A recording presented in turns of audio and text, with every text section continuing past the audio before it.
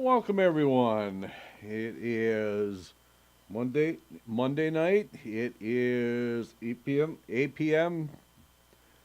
It should actually be whatever. Anyway, it is 8 p.m. here on the east side of the United States, here in the diaspora. This is the House of Seven Beggars. Therefore, it must be Zeyde Study Corner. That's right, Zeyde Story Corner, and we continue reading the book that we have been reading for a while now, which is called Classic Hasidic Tales. And you forgot the thing. Oh yeah, that's right. We owe Married to Heart. We owe this to you because last week we said we would do it as a reminder to you, and we weren't on. We had the cold. Yes, we had a cold. So rather than sit here and cough at you, we decided that we would wait until this week to do the show. So Married to Heart, because we missed it last week, here we go this week.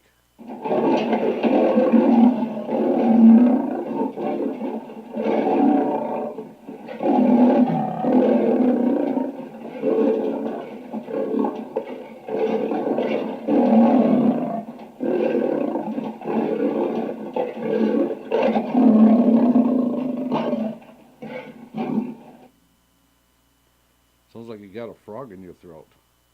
No, that's how I growl. Oh, okay. Well, we promised that we would give her a growl to remind her that the show was on. Okay, so we got that out of the yes, we got that out of the way. Okay, so we are going to continue reading what we were reading last week, the Sage and the Simpleton. And you said good story. Yes, it is. It is a very good story. So let's get you on your camera and let us get on with the story here.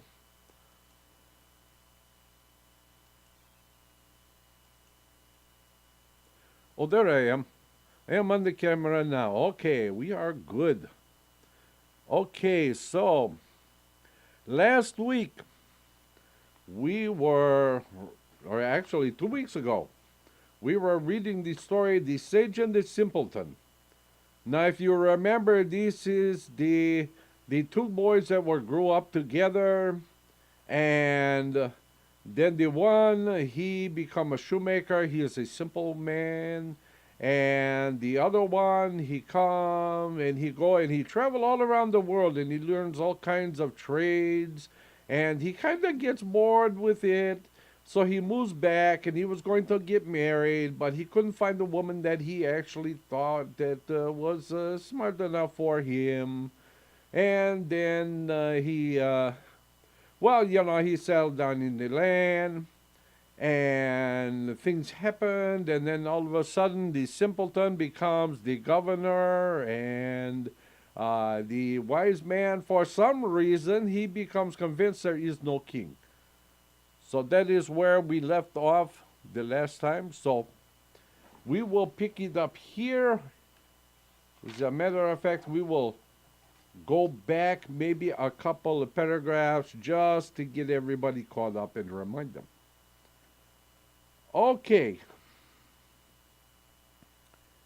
So remember, he had to go, the sage had to go with the devil. Okay, at this the philosopher broke into a laugh. My friend, he said, don't you know there is no devil? The simpleton asked. Then who was it that sent for us? It must have been my companion, said the wise man. You starting to remember now? Perhaps he grew tired of waiting for me so long, and sent a messenger and told him to say that the devil had sent him. If that is so, then would you go with him? Asked the simpleton.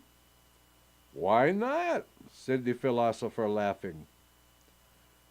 And just then the messenger returned and said, the devil has sent for you. This time the prime minister was not afraid. for he felt the power of the Baal Shem protecting him. And the philosopher said, "He has surely come from my friend." Then turning to the messenger, he asked, "What does he look like, the one that sent you?" "He has red hair," said the messenger. "My friend has red hair," said the philosopher, laughing, and he arose. "Then you are not afraid to go with him?" asked the simpleton. "Of course not," cried the sage. "But perhaps it would be well if you told 2 soldiers to go with me. After all, it may be that some enemies of mine have sent this man, thinking to draw me into harm." So the prime minister commanded 2 soldiers to follow them, and the philosopher went out with the strange messenger. And that is where we left off the last time. So, soon the soldiers returned, and the prime minister asked them what became of his friend. The soldiers replied, "We don't know." Then they told him how the strange messenger had led them outside the palace, where the philosopher had met his companion, and in that moment the philosopher and his companion and the strange messenger had disappeared. Imagine that. The prime minister was worried for the fate of his friend, and he set out search parties to find the 2 wise men. But no trace of them could be found. Then, one day, as the prime minister was walking in the city, he went by the house of the Baal Shem, and he thought, "I will ask the Baal Shem. Perhaps he can help me find my friend." So he went into the house and said to the Baal Shem, "Do you remember my friend the philosopher who spoke against you?" "I remember him," said the wonder worker. "He has vanished, and I am afraid the devil has taken him," said the simpleton. "Perhaps you can show me where he is." The Baal Shem said, "I can show you, but no one else must know." Then the 2 went out of the city, and they came to a place where all loathsome slime filled with crawling beasts and worms. As they approached the filthy pit, they heard the screaming and groaning of 2 wise men. They came to the edge of the morass, and they saw the 2 sages struggling in the oozing mud. Their heads would sink below the surface, and again they would lift their mouths out of the filth, and slime would drip from their eyes, and they would cry, "Save us!" The simple man said to them, "See where the devil is brought you?" But the philosopher shouted, "It is our enemies who have thrown us into this slime, and they come here and beat us, and set scorpions and snakes in the mud to torture us. There is no devil. Only our enemies among mankind have done this thing." "Do you still hold to your foolish philosophy?" said the prime minister. "And will you not believe in anything at all?" "How can we believe in a devil, and the Baal Shem, and the king? when there are no such things on earth, cried the philosopher, and his mouth was filled with mud. Here is the Bolsham himself, said the prime minister, and if he can take you out of this pit, will you believe? We will believe, they said.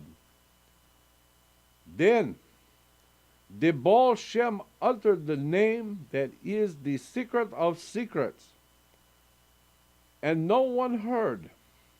But in an instant the morass dried, and the mud hardened, and the beasts and the snakes were gone. And the two philosophers found themselves standing clean and safe on dry earth. And what do you think of that? Whew. Okay. This story is called The King's Son and the Servant's Son. It's kind of like the last story. There were two sons there too. Okay, so we continue on with the new story. Okay, the second part of the title is Who Heard the Melody of the Earth's Creatures. So we begin. There was a great king whose realm was so wide that a man might walk all the days of his life, in fact, without coming to the border of the king's land. That is pretty wide, huh? This king had a beautiful queen. Well, of course he did. Have you ever heard of a story where a king had an ugly queen? No, always a beautiful queen. But whose servant was a shrunken old woman with evil eyes. In a cottage near the place there lived a gardener with his wife. So it happened that on the same day, and at the very same hour, a son was born to the queen and to the gardener's wife. Then the queen's aged servant thought, what will happen if I put one child in place of the other?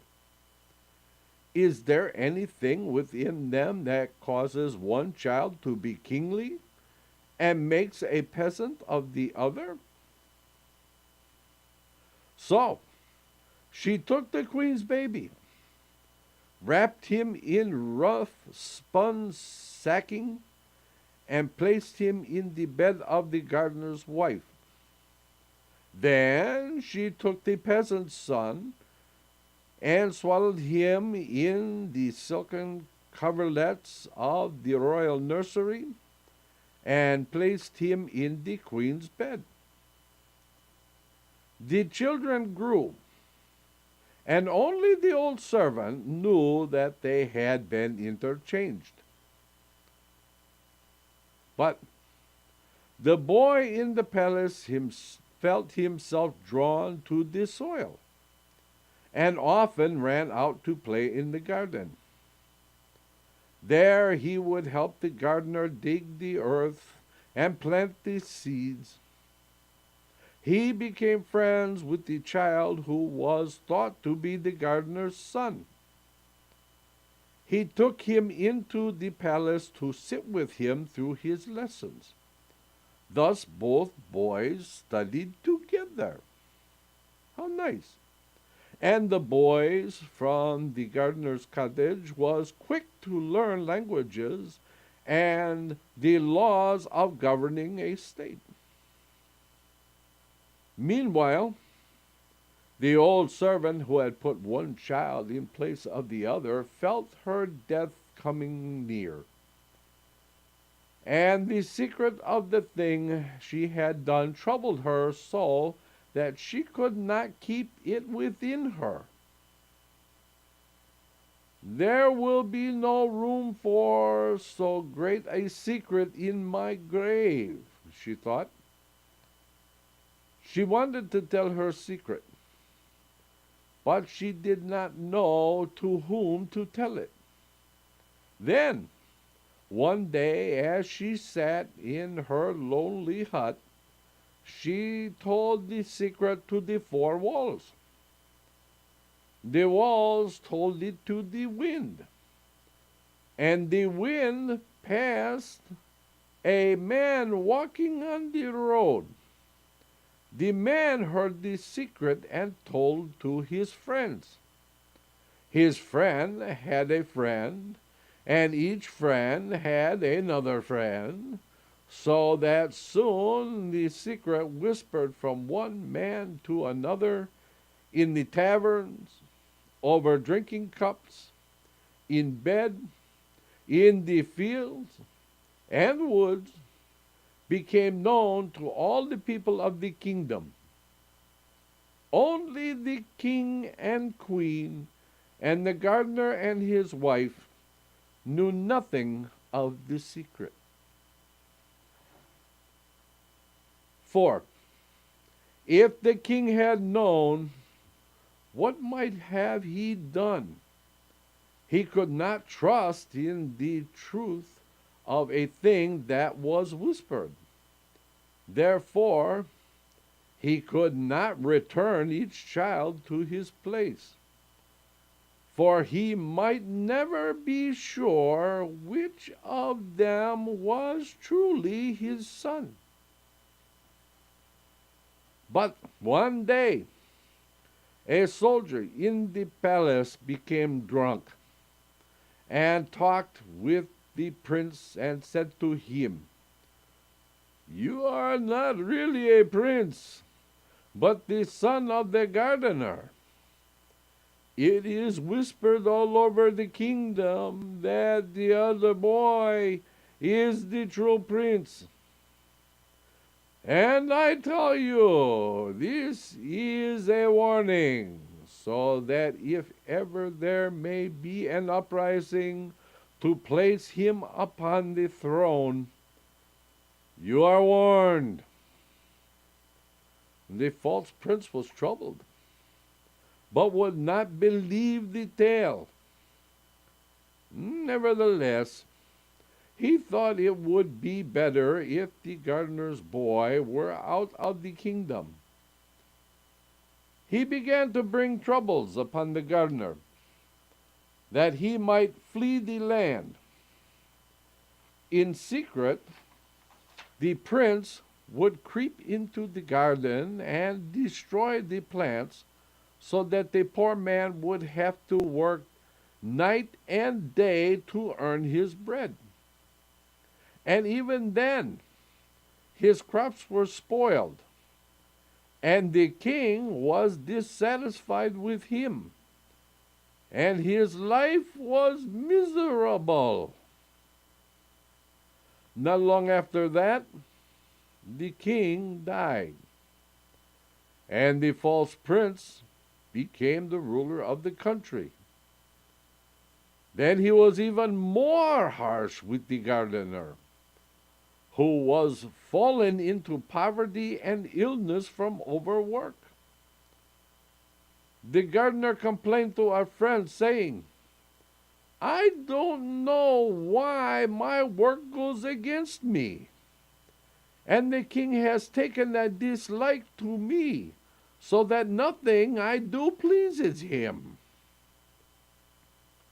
The friend took pity on the gardener and told him what everyone knew.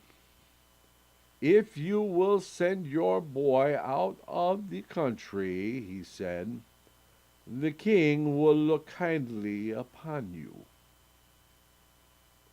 The gardener did not want to send the boy away, but if things went on as they were, they would all starve. So he told the boy, "It is whispered among the people that you are truly the old king's son.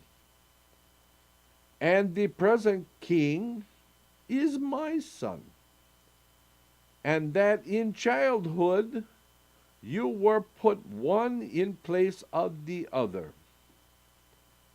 Now it is too late to remedy the wrong, and the king fears you will seize the throne that may be yours by right.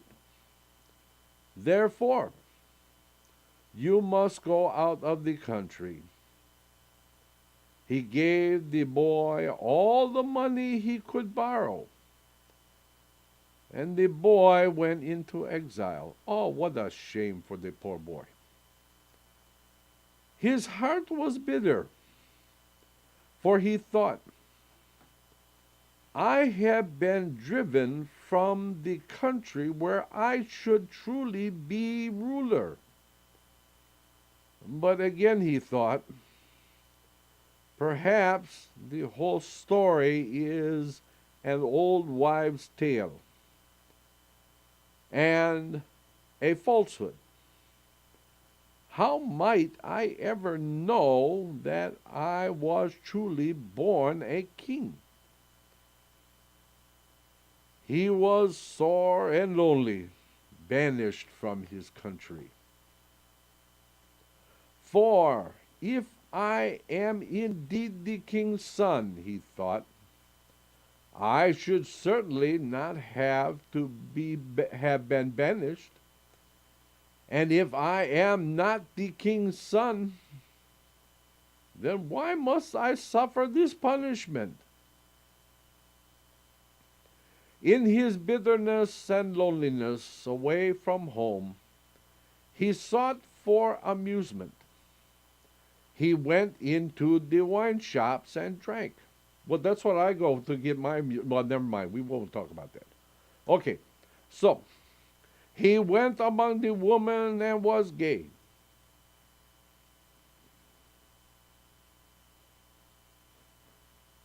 Meanwhile, the false king governed with a mighty hand, and wherever a rumor of his true birth arose, he punished those who were heard to repeat it, so that not even a whisper of truth was allowed in the land.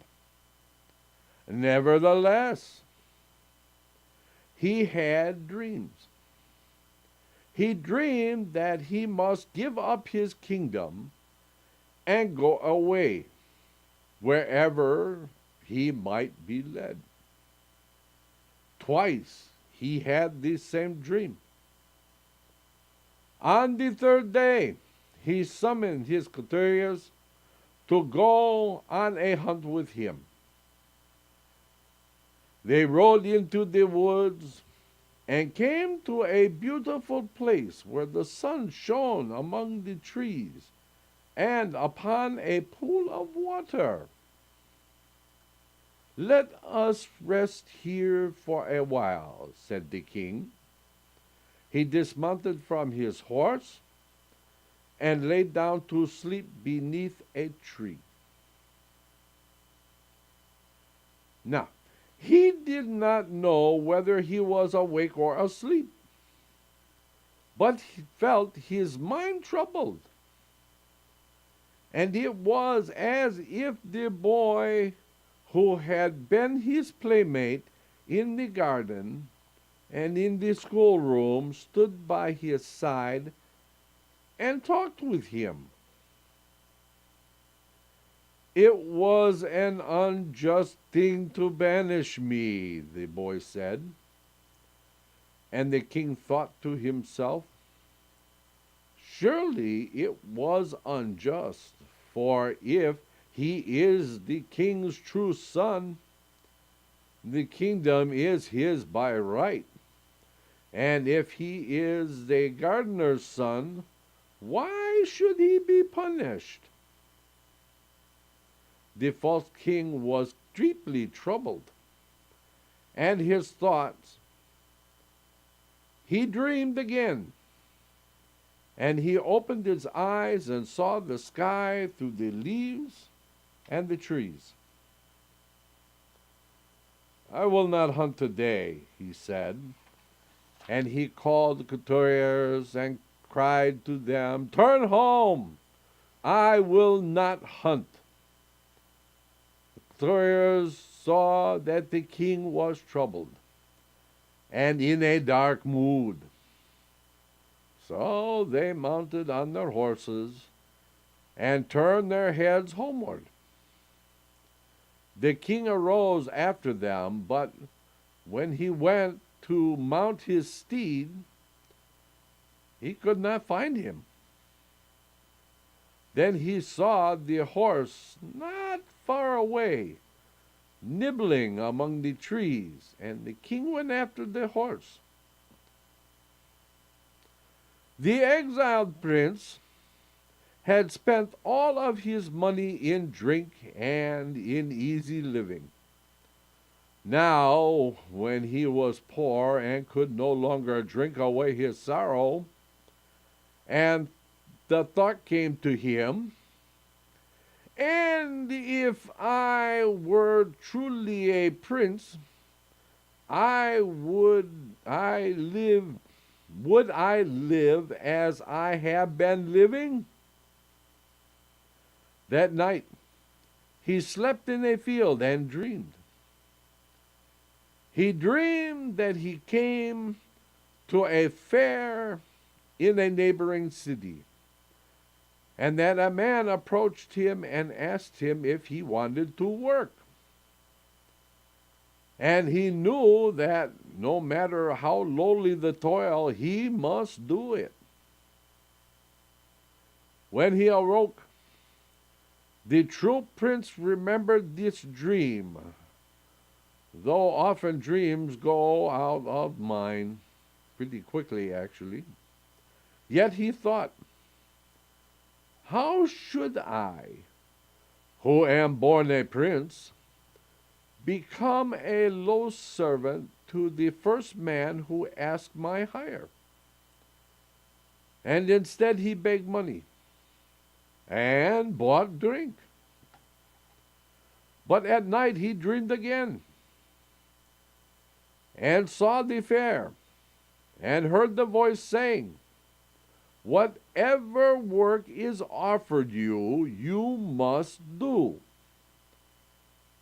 And though he would not go that day either, the dream came to him a third time. Then he sold the fine garments which he still wore, and put on the clothes of a wayfarer, and went to the market. He came to the city at night, and slept there. He arose very early in the morning, and went out into the road. Soon a merchant came riding toward him, crying, You there! Do you want work? And that's where we're going to pause right for this moment. We are going to take our break, and we'll be back in 6 minutes, and we will find out what happens to this king who seems to, and the false king. So please stay tuned. We will be back. Let's all go to the lobby. Let's all go to the lobby. Let's all go to the lobby to get ourselves a treat. Delicious things to eat. The popcorn can't be beat. The sparkling drinks are just dandy. The chocolate bars and the candy. So let's all go to the lobby to get ourselves a treat. Let's all go to the lobby to get ourselves a treat. It's intermission time, folks, so hurry, hurry, hurry. Step right over to our refreshment center for the most extravagant array of refreshment goodies ever assembled under one roof. Enjoy breathtaking, mouth-watering goodies, everything from a snack to a delicious full meal. At our refreshment center, you'll find a large variety of goodies to satisfy your hunger, your thirst, or your sweet tooth. So hurry, hurry, hurry. Visit our refreshment center now. The show starts in 5 minutes.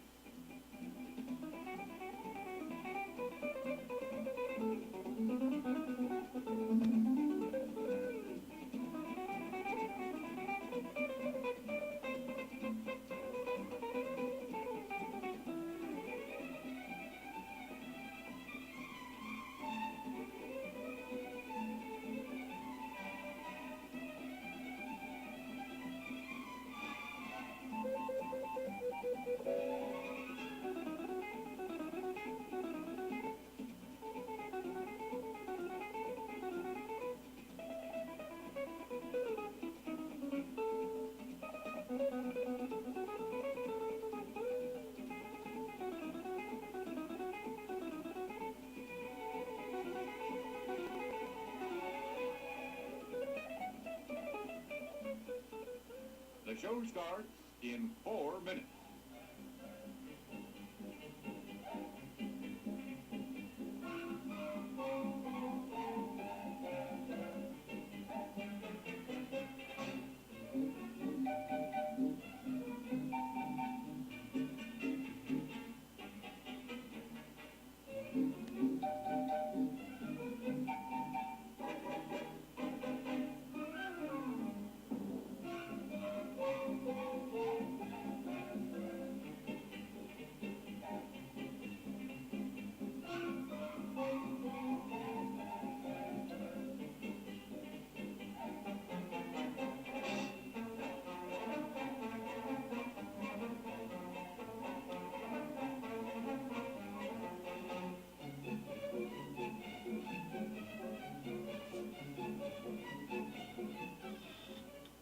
The show starts in 3 minutes.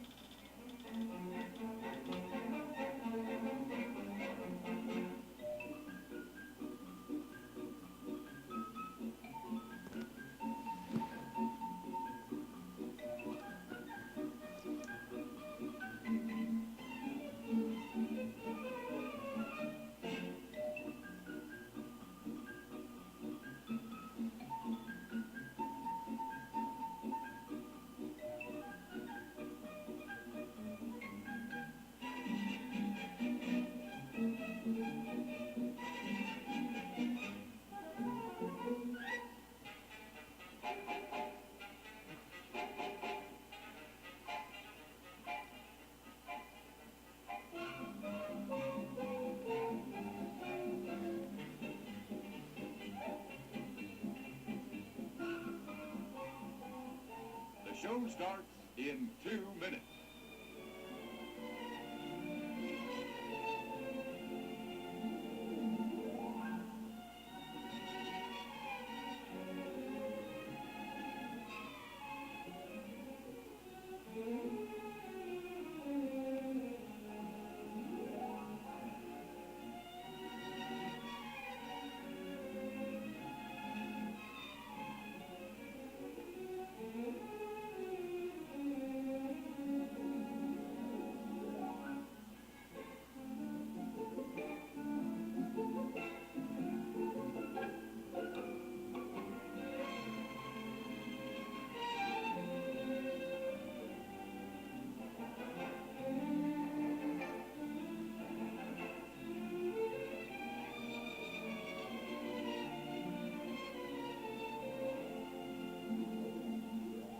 The show starts in 1 minute.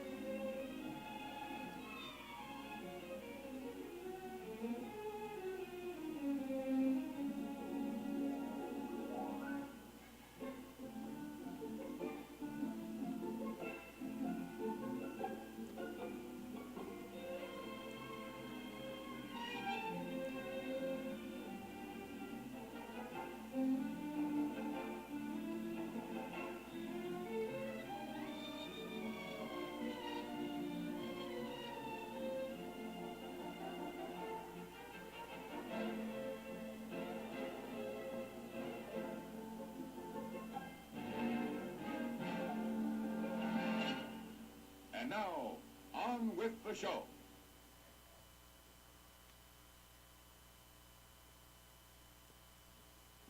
And here we are. We are back again. Okay, this story gave me an idea. I am looking here now. We forgot to do this at the beginning of the show.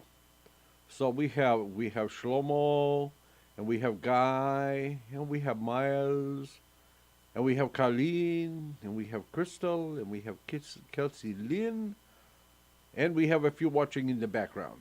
But not a lot of people in the background. So, here what I'm going to do. I'm going to do the same thing that the old woman did in the story. I'm going to whisper to the four walls. Hey, walls. I whisper to you. Get these people to tell their friends to come and watch my show.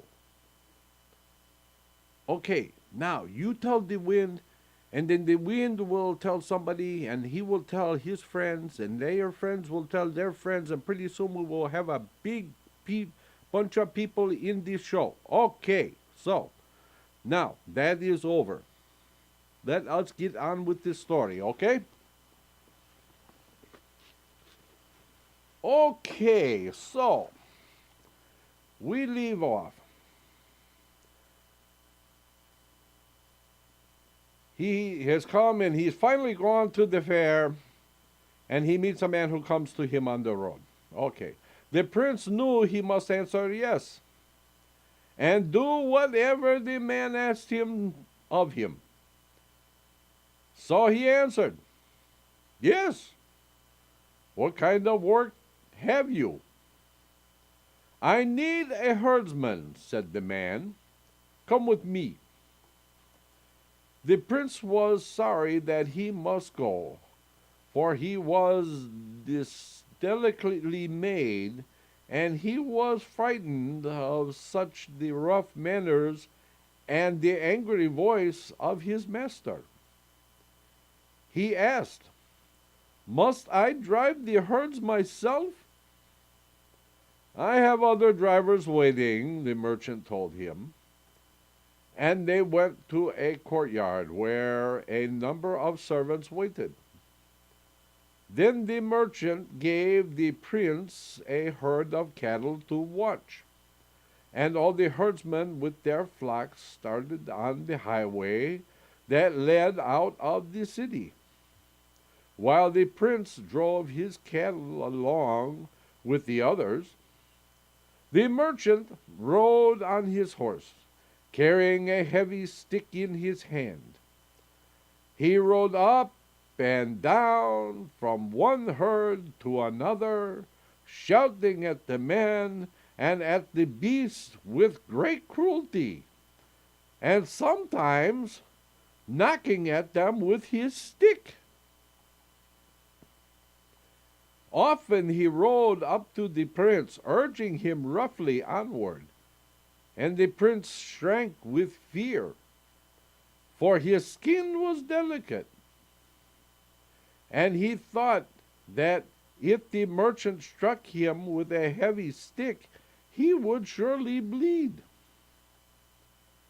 After some hours they stopped by the wayside, and the merchant took bread out of a sack and gave it to the herdsmen. They divided the bread among themselves and ate. The prince ate with them. When they had eaten, they started again on their journey. They came to a forest.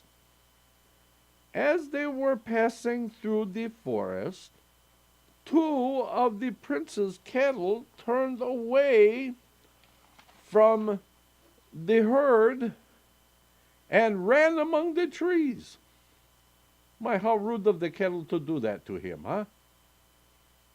The prince ran to catch them, but as soon as he came near them, the beasts ran further into the woods, and in a few moments they led him to where the trees grew so thick that he could no longer see his companions, nor could they see him. Then the prince thought, If I return without the cattle, the master will kill me. And if I remain here in the woods, I'll be killed by wild beasts. But he was so afraid of the master that he thought he would rather be killed by wild beasts, and he ran further into the woods after the 2 cows. Night came, as it so often does. And so early these days, eh? But he had not caught them.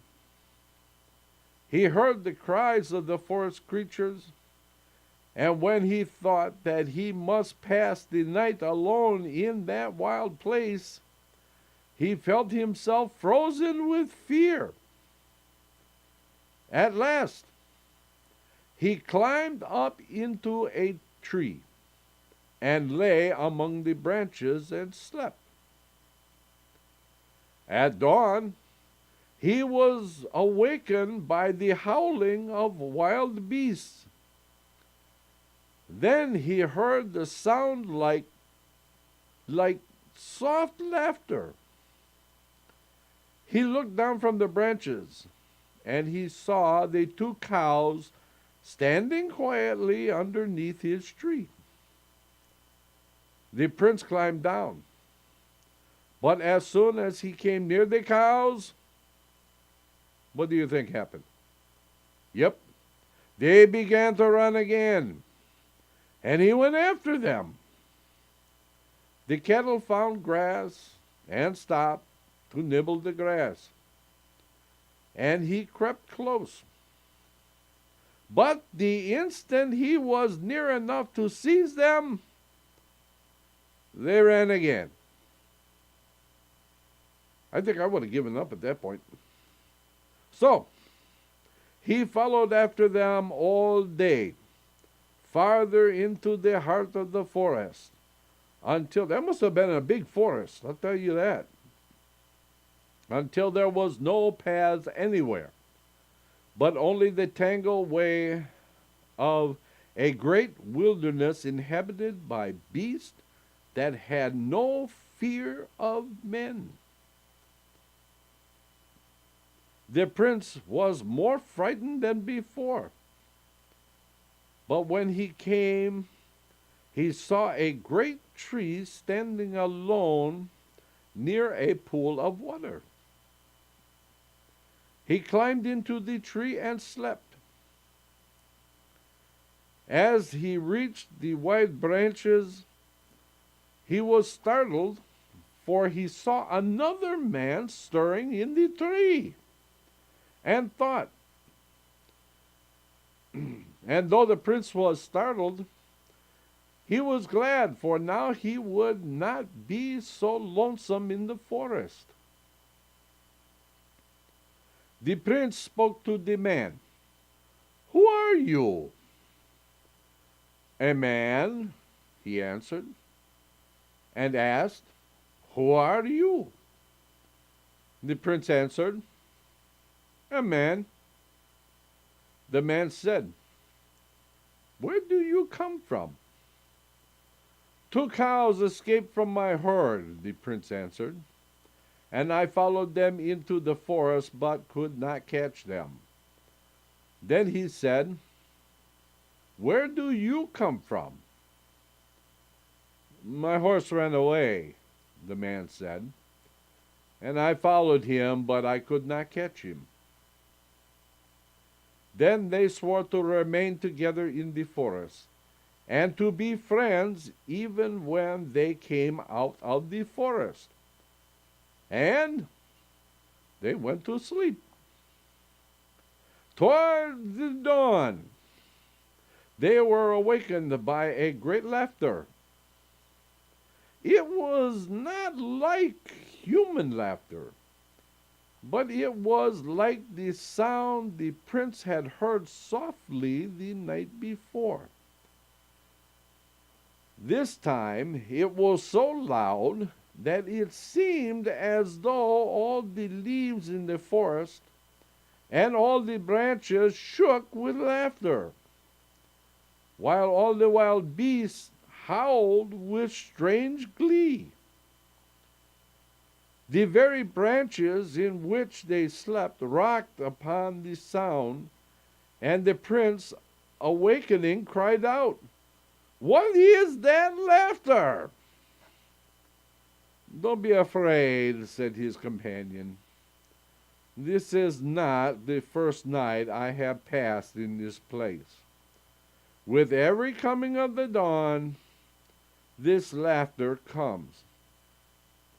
Still, the prince was uneasy, for where men lived there had never been such laughter. It seemed to him that this must be a place inhabited by devils, for where else might there be a whole world of laughter? He looked down from the tree, thinking he would see devils below him, but instead he saw his 2 cows standing there peacefully, and near them stood a horse. Then the prince and his companion went down from the tree. But at once the animal began to run from them. The horse ran one way, and the cows ran another way, and each man went after his own, so they were separated from each other. When the prince had gone a long while after the cows, he saw something on the ground before him. He picked it up. It was a sack filled with bread. He was very pleased to find such a thing in the forest where no men came. He took the sack on his back.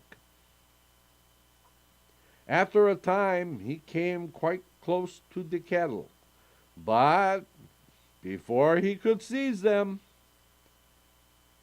a little man ran across his way. He was frightened, but again, he was glad to see a human being. The old man asked, "How did you get here?" The prince replied, "How did you get here?" Then the old man said, "It is simple enough for me to answer, for I was born here, and so was my father before me, and so was his father. But how did you get here?" When the prince heard this, he knew that the creature could not be a human being, as no men came so far into the forest. But he answered, "My cows ran away, and I followed them." The gnome laughed softly at him, but it was laughter that he thought he had heard before. "These are not cows," the little man said. "They are only your sins. You have pursued them long enough, and your punishment is over. Now it is time for you to receive that which is yours. Come with me." The prince walked after the wood sprite. But wait a minute. First of all, he's a small man, and then he's a gnome, and now he's a wood sprite? Why don't this guy make up his mind? Okay, well, anyway. The prince walked after the wood sprite, but he was afraid to speak with him, thinking, "Perhaps he is a demon. He may open his mouth and swallow me." After they had gone a short distance, the prince saw his companion of the night before, whom he had lost. he motioned to the man not to go near the wood sprite, and then lagged behind and said to the man, "That is not a human being at all, but a creature of the woods, who knows what who knows what he may be." Meanwhile, the man saw the prince carrying a sack of bread on his shoulders. So he cried out, "Give me bread to eat. It has been many days since I have eaten." When he heard this, the prince thought, "What? We are in the wilderness where there is no food." So he said to the man, "What will you give me for bread?" The man thought, "What is worth more than bread in the wilderness? And no riches seem great enough to buy bread. I sell you myself," he cried. "I'll be your eternal slave. Only give me bread." Then the prince gave the man bread to eat, and promised to share the food with him as long as it remained, and took the man for his slave. Even if they would come out of the wilderness, the man promised he would remain a slave. So they went on. The gnome went first, and the prince followed him, and the slave followed after the prince. They came to a place where there were no more trees, but before them lay a morass of oozing mud filled with writhing snakes and hissing scorpions. Sound like the last story? We shall see, eh?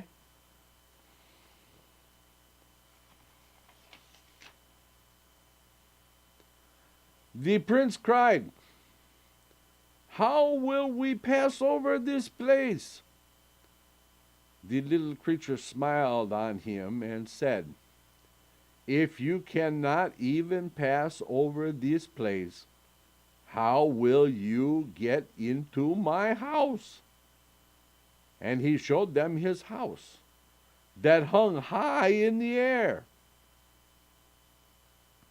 The prince and his slave started to wonder, but the being took each of them by the hand and went through the air with them into his house. He gave them pillows to lie upon, and showed them a table that was laden with wonderful food and fine drink. "Eat and drink," he said, and he went from the room.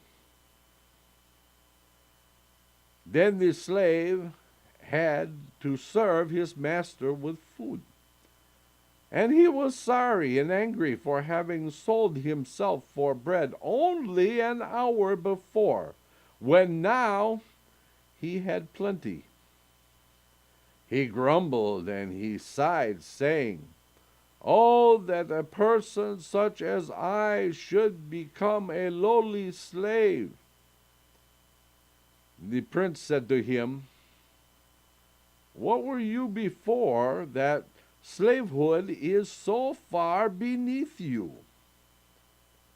The man said, "I was a king, but perhaps slavery is my true deserved place."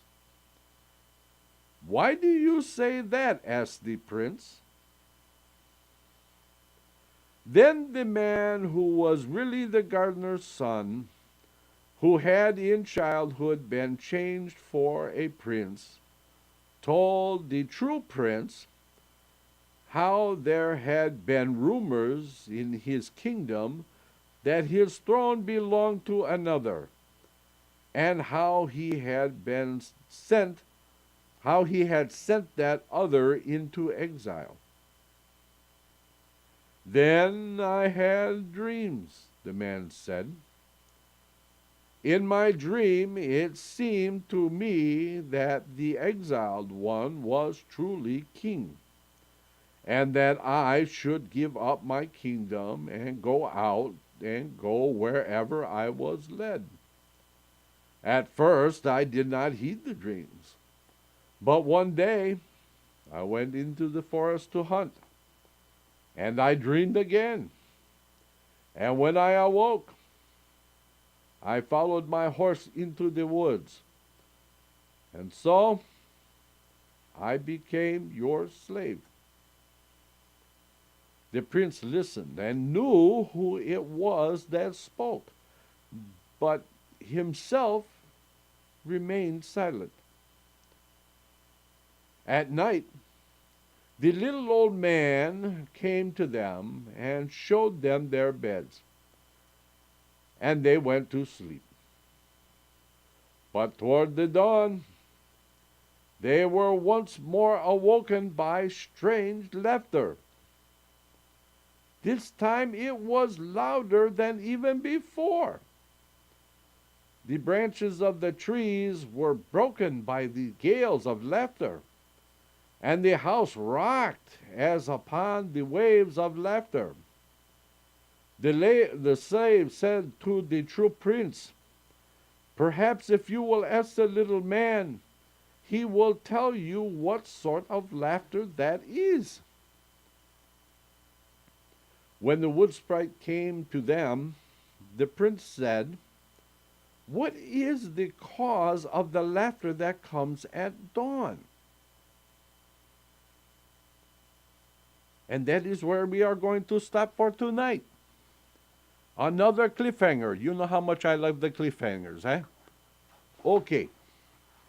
We will find out if he ever actually catches his cows on the horse or whatever, and what will happen then. Okay. Very glad to have you all here tonight. I hope you will return to be with us on, on Wednesday night for the Torah study, and then Friday night for Kabbalat Shabbat, and then on Saturday morning, Shabbat morning, for Shachrit and Musaf, and then the next Monday, I will be back and we will find out what happens with these people. Until then, everybody, we will say, Laila Tov.